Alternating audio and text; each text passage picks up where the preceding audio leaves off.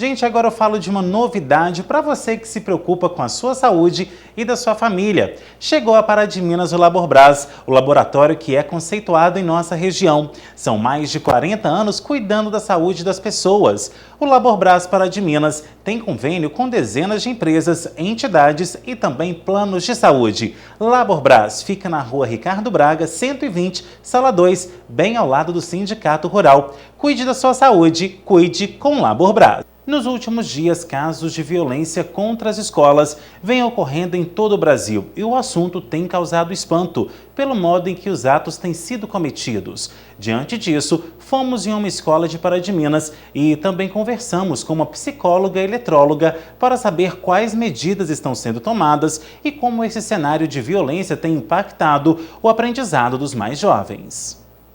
Mesas, cadeiras, livros, matéria no quadro e aquele espírito de aprendizado. Esse deveria ser o cenário típico das escolas brasileiras. Mas as salas de aula estão se tornando sinônimo de insegurança para pais, professores e alunos. Os casos de violência vêm preocupando a comunidade. Os comportamentos agressivos podem surgir dentro da própria escola. Alfredo é diretor de uma escola pública em Pará de Minas e conta como tem lidado com a situação. Dentro do ambiente escolar, tudo que nos chega, o melhor jeito é conversar, Então, tudo que nos chega aqui, eu chamo os envolvidos, a qualquer tipo de situação, eu chamo e venho conversar. Saber o porquê, qual que é a intenção, qual que é a situação, por que está com esse tipo de pensamento, tento construir ou desconstruir, que às vezes é necessário desconstruir alguma forma de pensamento desses alunos que nos chegam assim. A ideia é sempre essa, sabe, primária, para entender. A escola tem uma regra, e essa regra é divulgada entre eles. A gente cria uma circular, e nessa circular tem as regras de comportamento que eles têm aqui na escola. Então, nas regras tem alguns pontos que são necessários, evitar certos contatos físicos dentro da escola, e entre outras coisas que a gente tem sempre aqui. Não é de hoje que a violência no meio escolar preocupa a comunidade. A última notícia que chocou o Brasil aconteceu em Blumenau, em Santa Catarina. Um homem de 25 anos entrou em uma creche cometendo um ataque à instituição. 4 crianças foram mortas e 5 ficaram feridas. Desde então, o medo virou uma realidade para os pais do Brasil. A gente percebe que está uma onda de medo, eu digo até de terror, porque o medo, você sabe do que você tem medo. O terror é desconhecido, você não sabe quando que ele vem, nem se vem, nem onde que vem. Porque não importa se a escola é uma escola boa, se não está em jogo a questão da escola, se a escola é boa, se a escola é ruim, É a agressividade, ela está na comunidade. A gente vê que a escola é um reflexo da comunidade. Então, a agressividade, ela não está na escola, ela está em todos os espaços. A gente vê que ela está na internet, ela está nas redes sociais, Então, é trabalhar essa agressividade mesmo, essa violência, essa onda de violência, E aí não tem culpado, somos todos vítimas, A sociedade é vítima, a escola é vítima, as crianças, inocentes, puras ali também são vítimas. A gente tem que agir com precaução, sim. Temos que conversar sobre o assunto, sim.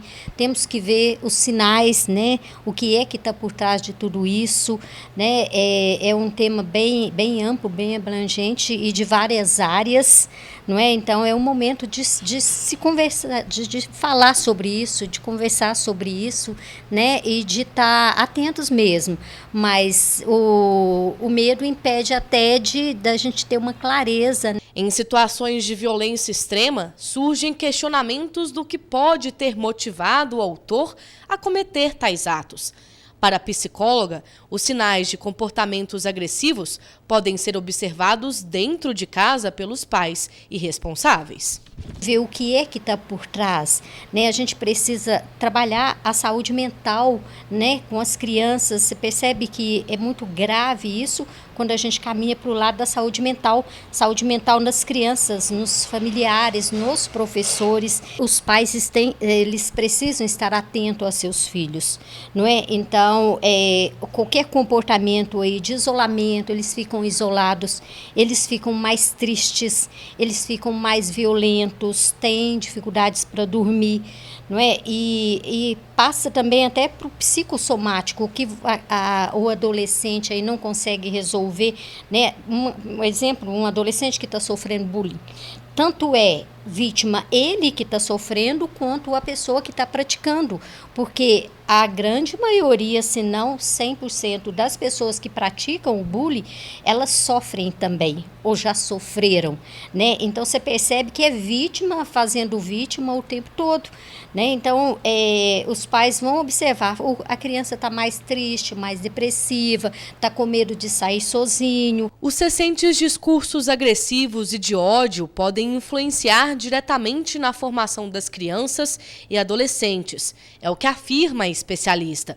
Para Leda, a movimentação para garantir a segurança e saúde mental no meio escolar deve ser uma união entre pais, escolas e o poder público. A gente percebe uma onda de agressividade e de violência, né? Eles estão violentos, eles estão agressivos. Então, eu venho trabalhando há mais tempo também, até no consultório, né? E tendo oportunidades nas escolas de uma comunicação não agressiva. A gente vê que já nasce aí, né? O jeito que você responde, o jeito que você trata uma criança, uma adolescente, já é uma comunicação agressiva. Então, o que a gente está percebendo? Pessoas adoecidas. E precisa de quê? De tratamento. Então, o que a gente precisa? De políticas públicas voltadas para a saúde mental de crianças, adolescentes, né? Os profissionais da educação. A gente vê que é uma classe que já vem se arrastando esse sofrimento mesmo, né? Desprotegidas. Gente, o que mais chama atenção nessa fala, tanto do Alfredo, que é diretor, do Fernando Otávio, quanto da Leda, é a questão desse medo dos pais.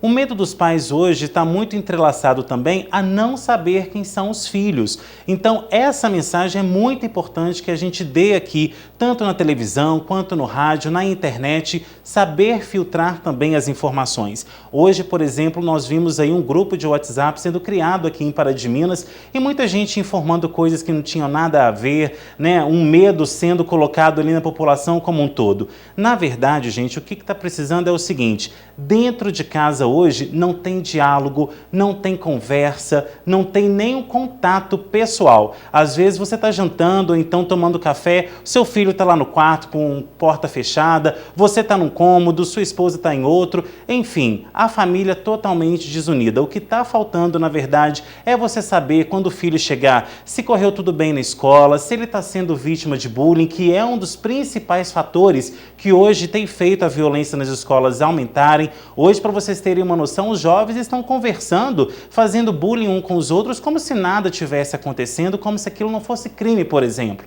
Então, vale a pena você pegar o celular do seu filho, ver se está acontecendo alguma coisa, se tem uma pessoa estranha conversando, que tipo de diálogo ele tem conversado no grupo da sala de aula, no grupo ali dos amigos e, na verdade, que tipo de conteúdo ele tem acessado nas redes sociais. Hoje, gente, as redes sociais é o maior propagador de violência, não só no mundo, mas dentro das escolas também.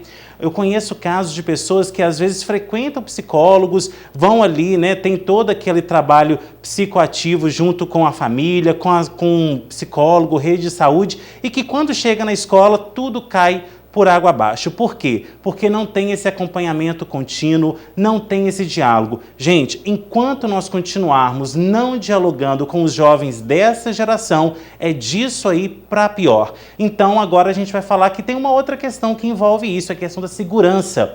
Por falar nessa questão de violência, o governo do estado lançou hoje uma operação especial que visa dar mais segurança nos arredores das instituições de ensino de todo o território mineiro.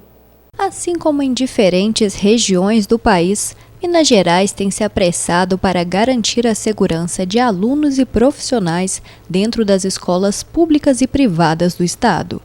O crescente número de casos de violência no contexto escolar tem tem preocupado autoridades que movimentam mais uma operação durante esse período. A ideia da operação, o objetivo da operação é aumentar a segurança nos ambientes escolares.